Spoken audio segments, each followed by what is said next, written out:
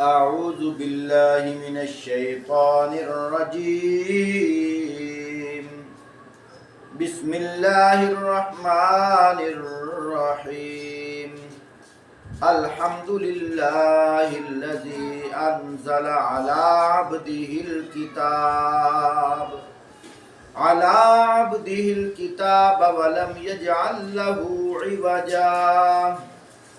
فرمایا تمام تعریفیں اللہ کے لیے ہیں جس نے اپنے بندے پر یہ کتاب نازل کی اور اس میں کوئی ٹیڑھا پن نہ رکھا. قیما لینذر بأسا شدیدا من لدنہ ويبشر المؤمنين الذين يعملون الصالحات أن لهم أجرا حسنا. فرمایا ٹھیک سیدھی بات کہنے والی کتاب ہے تاکہ وہ لوگوں کو اللہ کے سخت عذاب سے خبردار کر دے اور ایمان لانے والوں کو اور ایمان لا کر نیک عمل کرنے والوں کو خوشخبری دے کہ ان کے لیے اچھا اجر ہے. وَيُنذِرَ الَّذِينَ قَالُوا اتَّخَذَ اللَّهُ وَلَدًا، اور ان لوگوں کو ڈرا دے جو کہتے ہیں کہ اللہ نے کسی کو بیٹا بنا دیا ہے. مَا لَهُم بِهِ مِنْ عِلْمٍ وَلَا لِآبَائِهِمْ کبرت کلمۃ تخرج من افواہہم ان یقولون الا کذبا.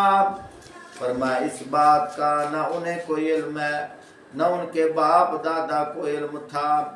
بڑی بات یہ ہے کہ جو ان کے منہ سے نکلتی ہے وہ محض جھوٹ کہتے ہیں. فَلَعَلَّكَ بَاخِعٌ نَفْسَكَ عَلَىٰ آثَارِهِمْ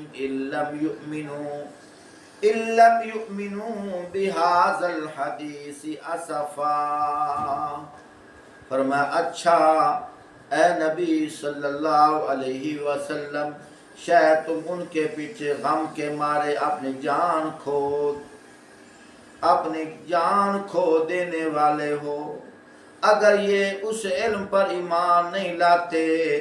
اِنَّا جَعَلْنَا مَا عَلَى الْأَرْضِ زِينَةً لَهَا لِنَبْلُوَهُمْ أَيُّهُمْ أَحْسَنُ عَمَلًا.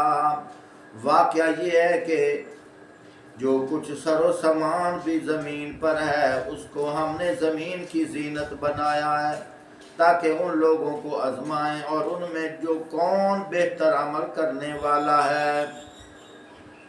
محترم سامعین، سورۃ الکہف یہ 15واں پارہ ہے، اس کے اندر یہ سورت ہے. انشاءاللہ تفصیلی گفتگو تو کل والے درس قرآن کے اندر ہوگی. آج بہت ہی مجرب عمل بتا رہا ہوں. یوں ہی سمجھو کہ آزمایا ہوا عمل ہے اور میں نے اپنے مریدین سے بھی یہ عمل کروایا ہے، انہوں نے بھی بہت فائدہ حاصل کیا ہے. خصوصاً جو جادو زدہ ہو، جو بیمار رہتا ہو، علاج کروا کر تھک جائے، ٹیسٹ وغیرہ کروائے ہوں رزلٹ بھی ٹھیک نہ آتا ہو،